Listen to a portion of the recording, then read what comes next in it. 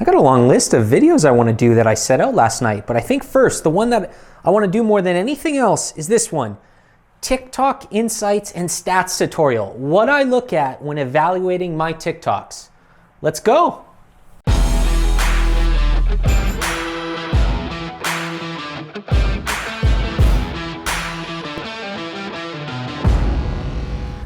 Guys, I have been getting a ton of questions from you guys about the TikTok algorithm and what I look at when trying to see why TikToks go and why TikToks don't. And today I'm going to talk about some of the stats I look at, some of the insights I look at when evaluating my TikTok videos on TikTok. All right, I'm just going to do a screen record quick here, get this started, and I'm going to show you guys right beside what I'm looking at and what metrics I really care about. All right, I'm going to go take a look at one of the recent ones that I had that went. This was a After Effects video, escalator video that we tried. This is a repost that we did that did well. It got just 500,000 views.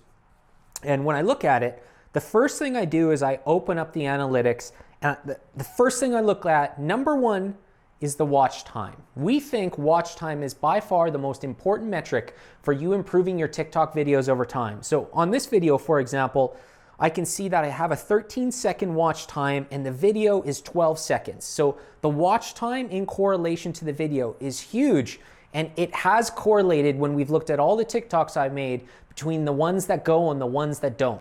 Now, the second thing I look at when I'm looking at specific videos like this one is I look at the shares. So the share number is right here. This one says 93 shares, and that's really important because we find if the watch time is more than the video, and if the shares start to go up, then the video has a greater chance of going viral. I have not had a single video that's gone viral that hasn't had those two metrics performing well. So when I'm creating and correcting, those are the first two things I look at. The last thing, number three, I look at on specific videos is I go down and I see what audience has been seeing the videos. That's interesting because a lot of my videos, if I go to some of the other ones, my account's from Canada. So if I go to just a typical regular everyday one that I've posted, you'll notice that 86% of this one I just went to was from Canada. That's because the algorithm pushes your content out to your sphere first, to your location first.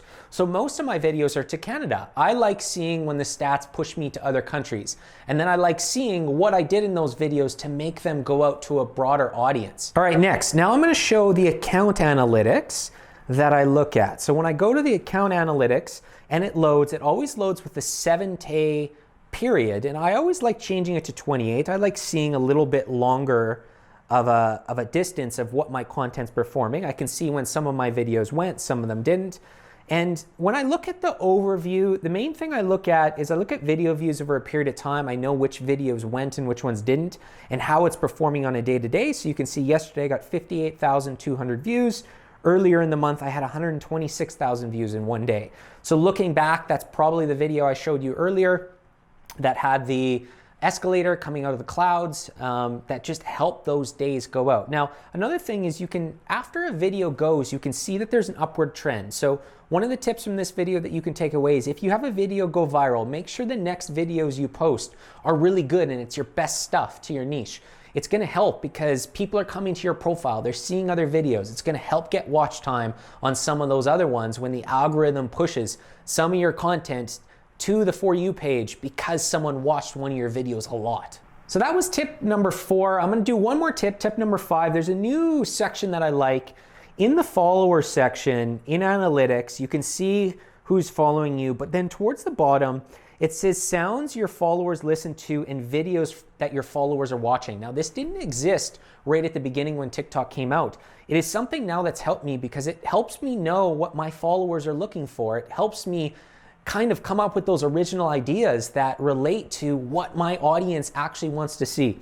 So it's one of those things that when you have analytics, go over there. As you start to develop a following, it's gonna help you make better content, catering right to your audience. I think that's it for this video. If you guys use any other analytics in TikTok that I didn't mention today, make sure you tell the audience in the comments below, or if you have any questions about analytics and how they work or where to find it, just let me know in the comments. I'm gonna try to get back to every single one of you. Let's get TikToking, let's have some fun, and let's get more organic reach. That's it for this episode, guys. Till the next one.